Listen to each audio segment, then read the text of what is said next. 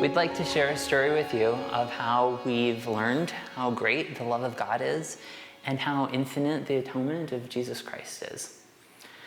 So it's a story, a lot of it begins with me. I had a great childhood. I had good, loving parents, wonderful family who I knew would support me no matter what. But as I grew up and started interacting with other guys, I always felt different. I felt like I really didn't belong. I didn't relate with them. I didn't like the things that they liked. I didn't get their humor at all. I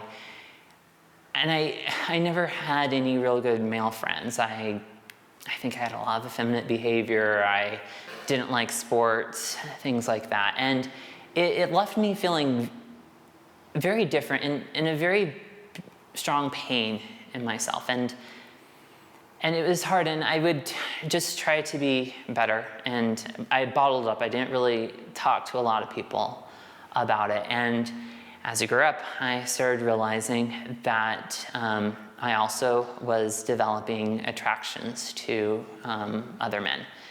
And being a good Mormon boy, I didn't think that that was appropriate. I didn't think I was supposed to feel that way.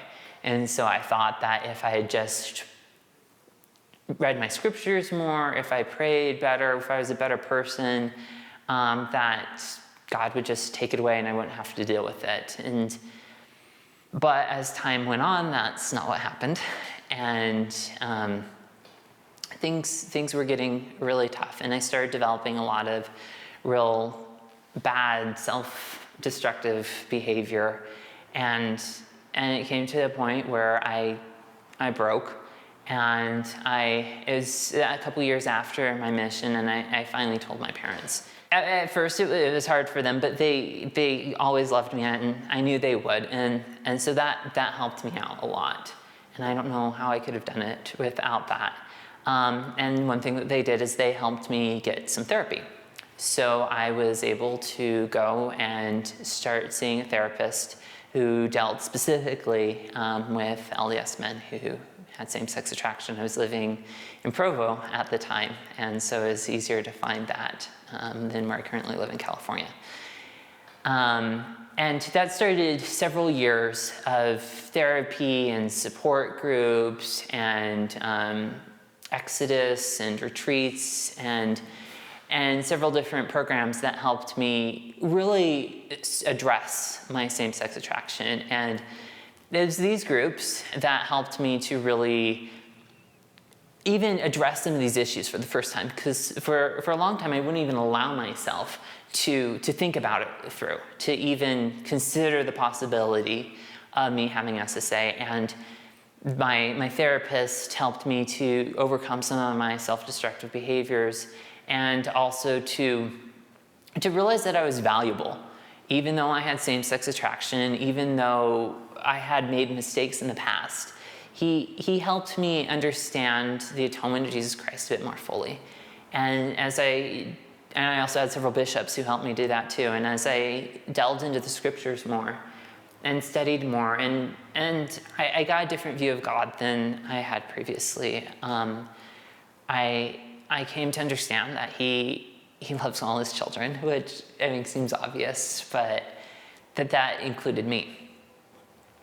And that he was very much aware of what was going on and of my circumstances. You know, it wasn't something that was strange and odd.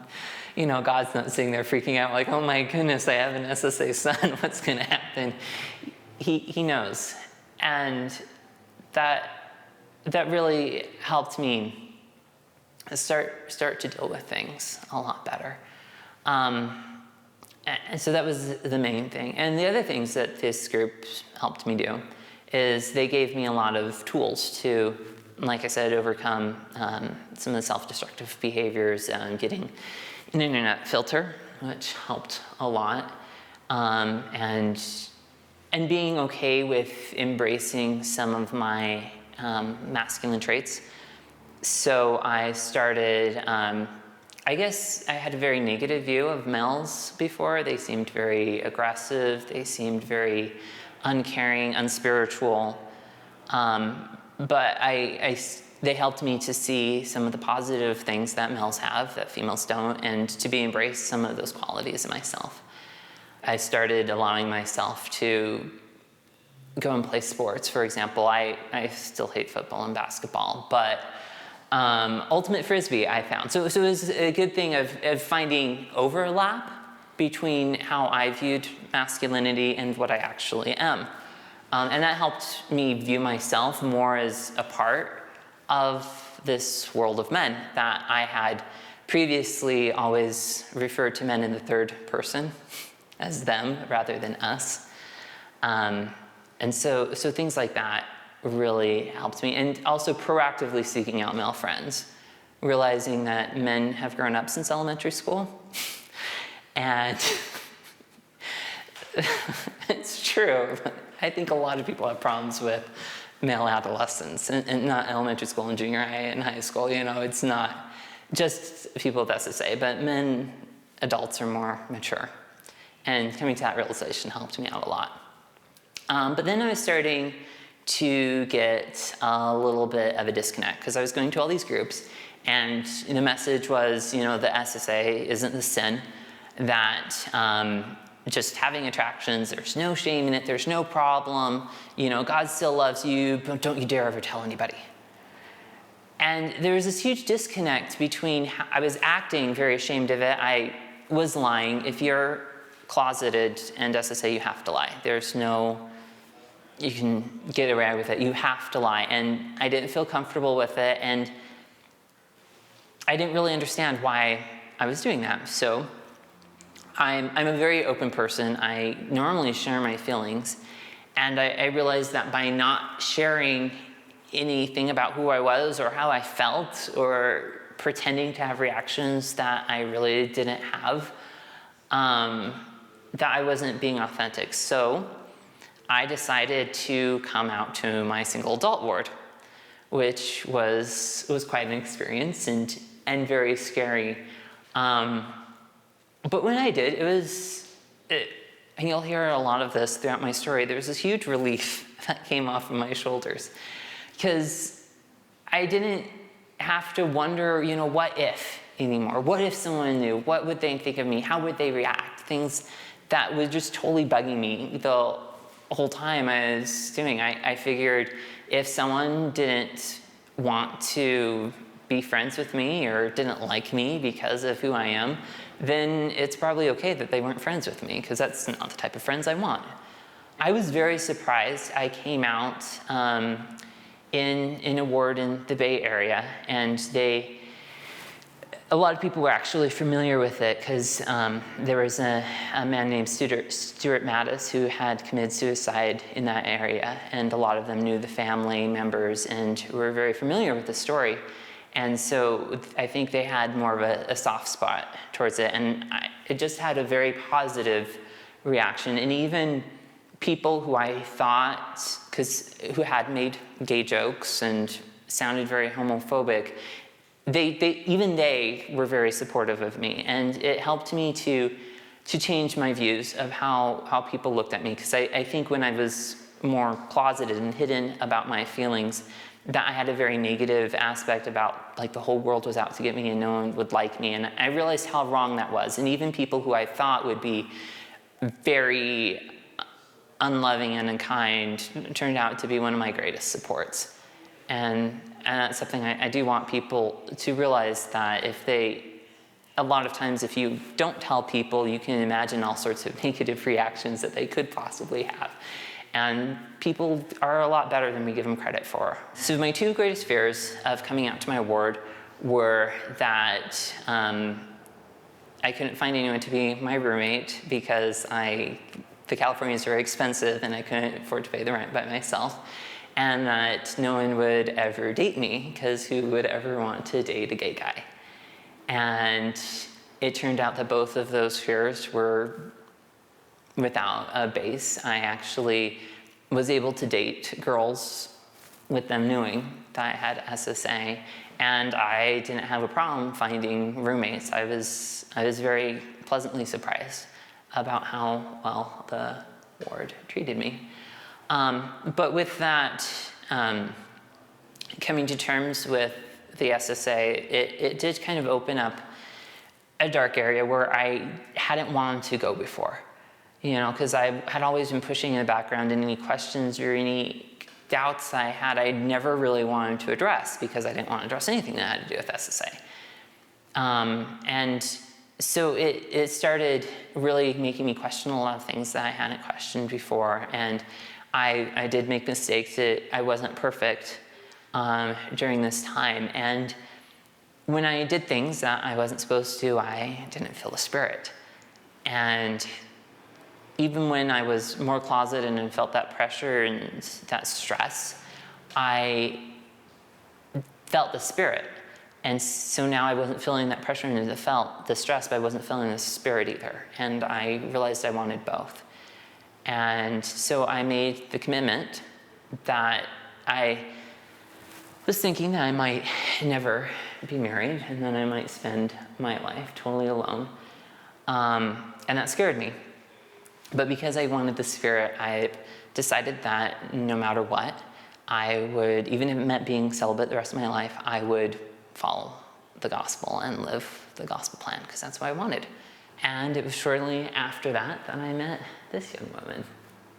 We actually met at a salsa dance in the Oakland Stake Center, and it was a regional activity, and I showed up and was actually the only person from my ward group who was there, but there were a lot of other people who were there, and I saw Joshua dancing with some other people from his ward, and it took me a little while to figure out if he was actually dating somebody he was dancing with, but I saw him standing around with other people and realized, no, he was just having fun. And so I actually asked him where he learned how to dance, and he told me that he learned how to dance in Guatemala. Yeah. And so we hit it off really well. I love dancing. It's probably one of my SSA qualities that shines out the best. And it was very helpful in finding a young woman. And so I actually asked for her number at the dance. So I was really proud. It seemed like a very stereotypical guy and girl come up to a dance, meet each other. The guys asked for the girl's phone number, and she gave it to me. And so we started dating, and I mean, things really hit off well, which really surprised me because normally they don't. And it was on the second date that things were feeling right, and I actually kissed her on the second date.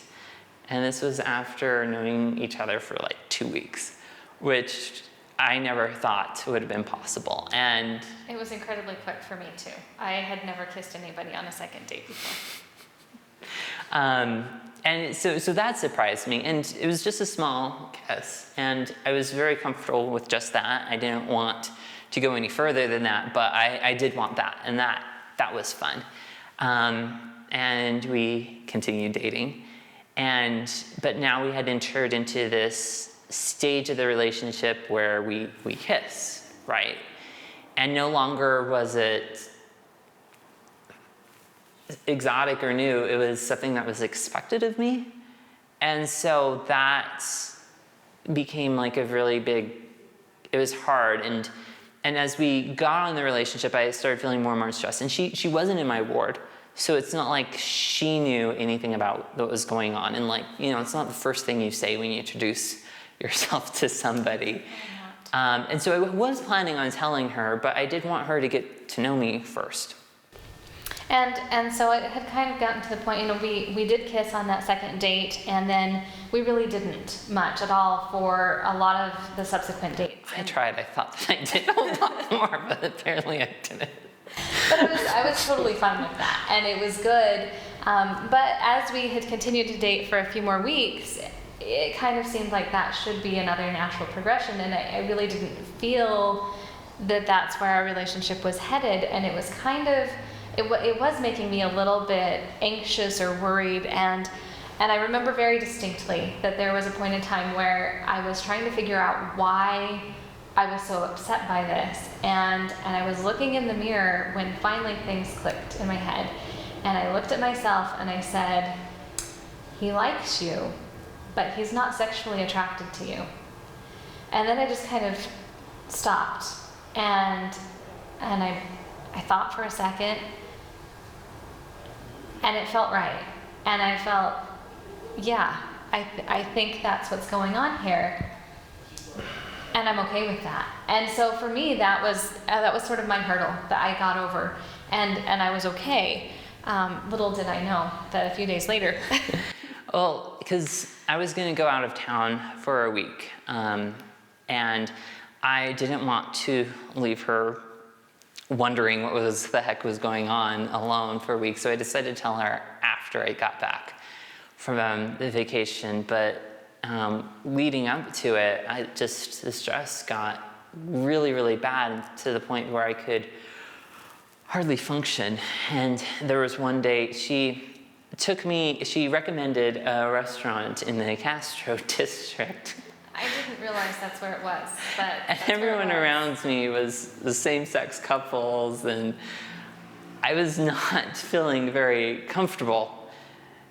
And we went to a dance again as soon as we were done with dinner, and we danced for a few minutes, and then he's like, well, let's go get some air. And so we did, and that's when, the tension was so thick that you could almost cut it with a knife. And I had to ask, like, what is going on? There's obviously something that is really a problem. Yeah, and I'd imagined for years before I even met Alyssa about how I would ever possibly tell a girl that I have same-sex attraction. And I decided the most important thing was for her to know that I wanted to pursue the relationship. So I started off with, I like you, right? And then I told her that I liked guys, which was also the way I decided to say it, because everyone knows what that means. There's no political things about it. It's just... And I had come from a situation where I had a lot of friends who were in same-sex relationships. I had coworkers who were also in either pursuing partners that were of the same sex and trying to just date, or were actually almost married when it became legal in San Francisco. They were the first people on the courthouse steps, almost. So that was sort of the culture that I was familiar with. So when he said I like guys, I was wondering where that left me, because the concept that someone could have SSA and really not want to act on it was something that I really had never encountered before. And so I kept waiting for the "so I want to break up with you" statement, which just didn't come. I never said that. Because I did want to be with her, and I did want to pursue her, and I was worried that she'd be breaking up with me. But when I told her, it was, again, another huge relief off my shoulders. All of that tension that had been building up had just dissipated. And at that point, I almost didn't care whether she broke up with me or not, because at least I wasn't having to deal with all of that tension anymore. Because it was the tension, really, more than anything, that was killing me. And so once he made that statement and we started talking, we talked for hours and hours. The dance finished, we went home and kept talking. And so as he left my house that evening, we kind of got to the point where it was like, I understood a lot more where he was coming from and what his goals and desires were, which was still that he was interested in finding ultimately a person who he could get married to, take to the temple, and have an eternal relationship. And so knowing that that's where his heart really was lying, I felt like we could continue dating, but I kind of needed a reality check. So my go-to person was my mom, and I picked up the phone even though it was literally 3 o'clock in the morning my time, and called her, and I said, I have to tell you something, and I really don't want you to tell a lot of people, but I need to know if I'm just totally crazy. And so we talked for quite a while as well, and at the end of the conversation, she said, if everything you've told me is true, then no, I don't think you're crazy. You should go ahead and do what feels right and keep pursuing this relationship. And so that's what we did. Yeah. So that not having that tension enabled our relationship to progress a lot better after that. And I had been through my different support groups, through North Star and Exodus, had connections with a lot of people who were married and stuff like that. And so it was invaluable to me. And I had, previous to this point, been asking them all these questions, just trying to get my mind wrapped around how this could even work, how this could even be possible. And one of the best advice that, I don't know how I could do it without those role models, because even with all those role models of people telling me how they did it, I still felt like I was blazing my own path and was kind of winging it out of nothing. But one of the things that they told me that really helped me was just to have fun and to enjoy it, and not to do it out of because you need to have an eternal marriage in order to be saved, and if I don't, I'm going to hell. So yeah, that's not a good motivation to get married and to date. And so things were progressing, and like physically kissing and stuff like that. I was a lot more comfortable with it because I knew that she wasn't expecting anything, and so it was fun. I enjoyed it, but it was very much experimental at that point. There wasn't that gusto that you would expect out of a romantic relationship. But I think that period of time helped us to really grow closer together and have developed this strong emotional bond. And that was really critical for me. Yeah. I had always told myself that emotional relationship was far more important for what I was worried about than anything physical. And I was actually worried about ever entering into a more physical relationship with anybody, especially a man, knowing that that emotional bond might never actually develop.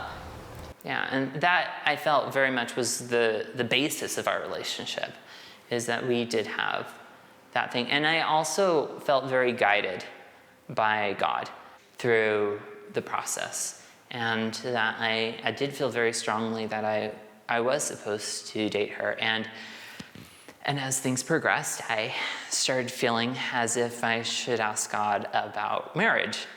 And I was not ready for marriage. I knew that I'd heard a lot of horror stories about marriages where the guy has SSA, and at that point I didn't have that gusto, and so I really didn't want to get married, but I felt like I should, and so I made a deal with God. I didn't ask him whether I should get married or not. I asked him whether I should proceed as if I were to get married, which is different, and so he overwhelmingly responded yes. And again, that was another huge burden that just came off my shoulders, where I felt a lot freer, because now that we were dating, I didn't have to sit there and, I guess I had a tendency to overanalyze situations a bit longer, like, oh, is this going to work out forever? Do I really want to be with this person? And so I was always questioning things. And now that I had this answer that I was supposed to proceed as if we're supposed to get married anyway, there's not that evaluation. And I was just, I was able to just, I'm going to be with her, let's go for it. And I think it was shortly after that the gusto really started kicking in. I noticed a very big shift as well. And a few days after this experience, I had noticed a big change in just how he felt when we were together. A lot of things, small things about the relationship were just different. And so I waited a few days after I sort of noticed a shift before I even mentioned it, because you never know. People have different days. But it continued, and so I did ask him if, I was like, wait a minute, something has changed, hasn't it? Yeah. And he was able to confirm that yeah, he felt a little different, but it felt good. Yeah. One of the most memorable experiences was on the airplane. Yes, where we were flying back from, we just attended a family reunion. His family reunion, and I noticed for the first time that I was able to actually flirt with him and actually get a response. And it was... She tortured me on the airplane. Because you were sitting on an airplane, you know, it's not like we can like, oh, let's make out, but she was totally teasing me. And for the first time, that was hard. That was very difficult for me. That was the first time I'd ever actually been able to be in that situation, which it was fun. And so I did play it up a little, but it definitely marked a transition in our relationship. Yeah. And so we proceeded to, I then got over my fear, and we got engaged and started getting ready for marriage. And even though I knew I was supposed to get married, there was still that fear of how everything will work out. I had heard lots of friends of people who had gotten married and tried to make everything work, and were ended in ugly divorces, and nothing really worked, and it was horrible, awful torture the whole time, and it frightened me. I was really scared about that, and I didn't want that to happen to us. But I figured that, you know, we could make it work, that my sex isn't the most important thing. It is important, but it's not the most important thing. And so I was willing to go forth and do what the Lord had commanded me. And I was very pleasantly surprised that it wasn't very difficult. That marriage has just been so wonderful. Yeah. I mean, obviously, we're people, and we have hard times sometimes.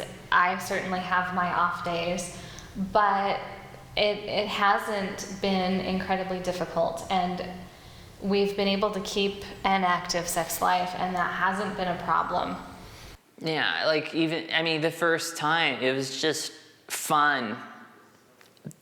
On our honeymoon,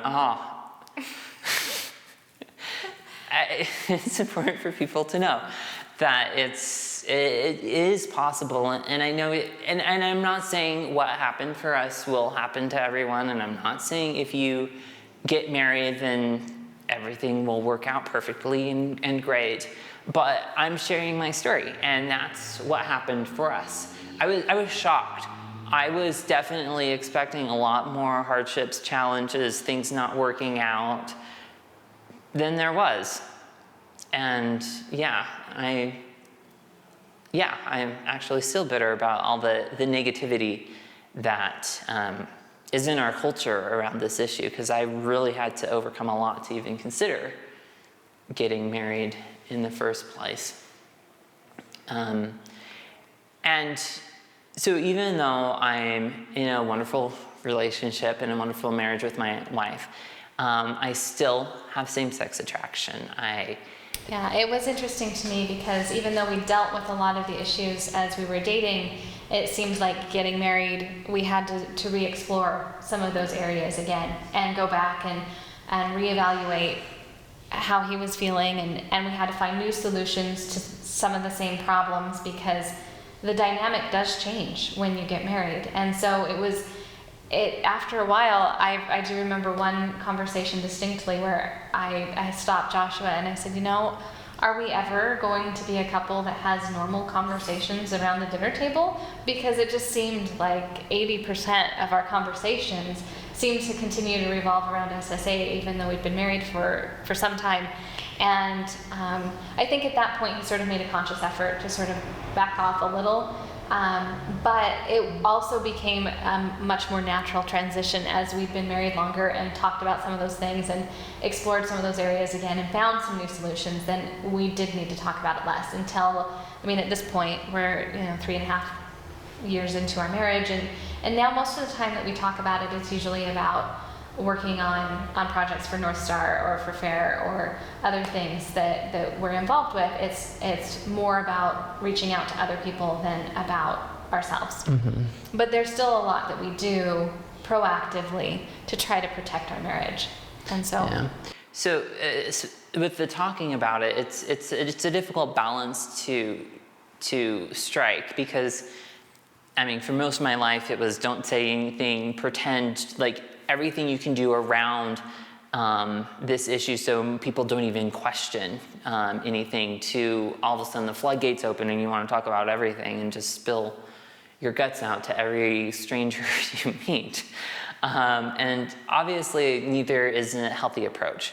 But I was able to go through this time of processing, and it was difficult for Alyssa to have to listen to it over and over again.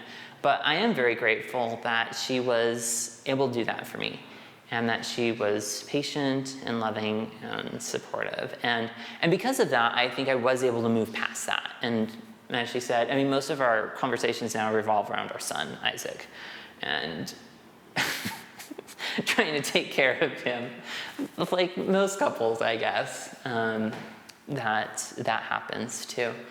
And another reason I think that we do have such a good marriage is because we have made a conscious effort to do things to maintain it. So one of the things that we do is our weekly companionship inventory, which I had learned on my mission. And where we can just have this touch base thing where we can talk about things and really, rather than the superficial day-to-day, talk about our emotional state and what we're doing. And not just me and my SSA, everything. Right. It's important that includes a lot of, our normal day-to-day issues. And yet it also is really helpful for me because it gives me that chance that I can check in with him about how he's doing. And it's not that I think there's something wrong or that, things in our relationship are horrible. It's really that it's just a chance for us to talk. Right. There doesn't have to be a trigger point for us to actually just check in and make sure that things are going okay, and maybe giving us a little course correction along the way. Yeah, because if you wait for a trigger point, it's more threatening and it's more difficult to talk about things. But the most important thing, I think, is developing a culture in your marriage where you can talk about difficult issues. And so that's been very helpful for me. Another thing that's been helpful, when we got married right away, we got the book Men Are From Mars and Women Are From Venus. And that's been amazing for our marriage. And I got it actually more to figure out how guys worked than to figure out how girls worked. But it was good for me to see myself and relate a bit, to see how the typical male works and put myself in that relationship, in that position. And one of the things that I really learned from that book is that men have a need to pull away. And I think I didn't want to pull away because that's one of those bad things that men do. But it helps us to regroup and to refocus, is what the book said. And so I'm not saying this is true, and I'm not saying it works in every relationship, but for me, I found by allowing myself to pull away, to go do a night of ultimate Frisbee or work out with a friend or do something like that, I came back and I felt that need for male companionship met in a healthy way. And I also felt more energy to come back to my wife. And that was really important for me, to feel that he did have that energy and that desire. Gusto. Exactly. To want to be in the relationship and to want to continue to pursue me. And so it's a really important dynamic for us, and something that, I need to keep encouraging him to go get that time, because that's where he, refuels that energy to be able to come back and bring it back to our relationship. And similarly, there's needs that I have too. I need to go and have my time to do my things. And that helps me come back to the relationship and want to serve in our relationship and to meet his needs as well. So. And that's actually been hard for me, because I want to give my all to my relationship, and I do feel self-centered a bit at times, focusing on my needs, but I've realized in order to have a healthy relationship, I need to make sure that my needs are met too. And so that's something that has really helped us. And the other thing I think that's helped me is that I've turned around and I've put a lot of energy and focus into trying to help other people. That I knew I was in a very dark place. I was in a place without the Spirit. I was thinking that it couldn't happen, and that questioning whether I could be a faithful member of the church with SSA. And the feelings of different and the pain of hiding everything, it's still a part of who I am. I think I've used the analogy before of sometimes I feel like a refugee from a war-torn country who gets plopped into a first world country, and I have a beautiful wife and a kid and family and friends that support me, and everything's great. But at the same time, I remember what it was like to be where I was at. And so I do spend a lot of time trying to reach out and help people and share my story so that people can know that they're not alone, that God loves them, and that God loves them no matter what. And I don't want to say that my path is the only way. God loves all of his children no matter what, but that he loves you too. And it's through this experience that I've really realized how much God has been directing my life. That he, even things that seemed like were punishment, or I would question God, why is this happening to me? Am I not being faithful? Am I not doing the things that I should be doing? It turned out that a lot of those things were for my good and were for my benefit. And I really started viewing some of these things as gifts from God. I don't think I would have been married to Alyssa if I hadn't gone through the struggles that I've gone through. It's made me a better person. And similarly for me, I found it very striking just after we were planning to get engaged. My brother had redelivered to me a note that I wrote when I was probably 14 that outlined qualities I was looking for in my eternal companion. And even at such an early age, I was quite struck when I looked at it so many years later, almost double the age I was at when I wrote it, that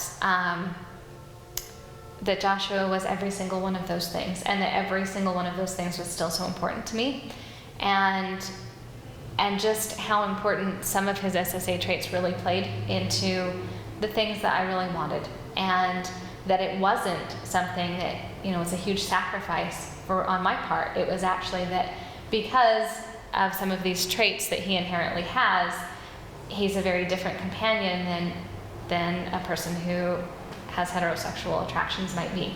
And so that was incredibly eye-opening.